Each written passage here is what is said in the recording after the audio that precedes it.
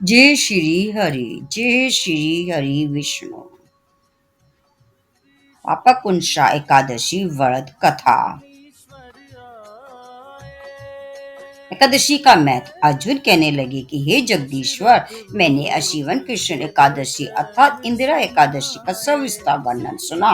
अब आप कृपया करके मुझे अशीवन माह के शुक्ल पक्ष की एकादशी के विषय में भी बतलाइए।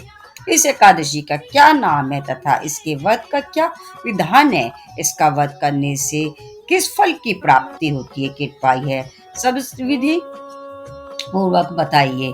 भगवान श्री कृष्ण कहने लगे, हे कुंती नंदन, अश्विन मास के शुक्ल पक्ष की एकादशी का नाम पापकुंशा एकादशी है। इसका व्रत करने से सभी पाप नष्ट हो जाते हैं तथा व्रत करने वाला अक्षय पुण्य का भागी होता है। अश्विन शुक्ल एकादशी के दिन इच्छित फल की प्राप्ति के लिए भगवान विष्णु का पूजन करना चाहिए।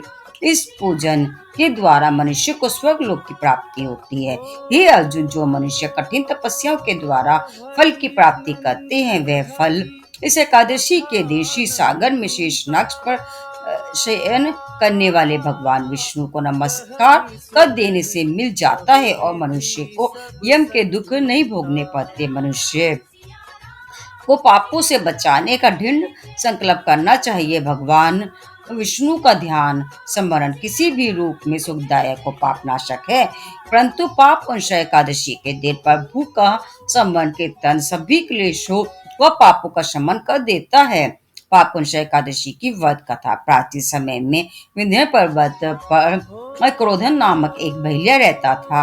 वह बड़ा क्रूर था। उसका सारा जीवन हिंसा, लूटपाट, मदपान और गलत संगति पाप कर्मों में बीतता। जब उसका अंतिम समय आया तब यमराज के दूत भैले को लेने आए और यमदूत ने भैले से कहा कि कल तुम्हारे जीवन का अंतिम दिन है, हम तुम्हें कल लेने आएंगे। यह बात सुनकर भैया बहुत भयभीत हो गया और महिषी अंगिरा के आश्रम में पहुंचा और महिषी अंगिरा के चरणों पर गिरकर प्रार्थना करने लगा, हे ऋषिवर, मैंने जीवन भर पाप कर्म ही किए हैं। कृपा कर मुझे कोई ऐसा उपाय बताइए जिससे मेरे सारे पाप मिट जाए और मोक्ष की प्राप्ति हो जाए।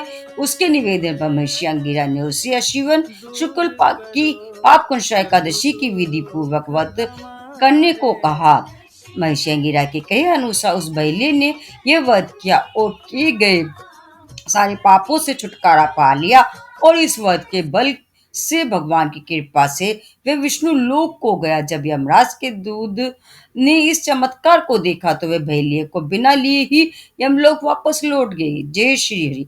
यह थी एकादशी की व्रत कथा।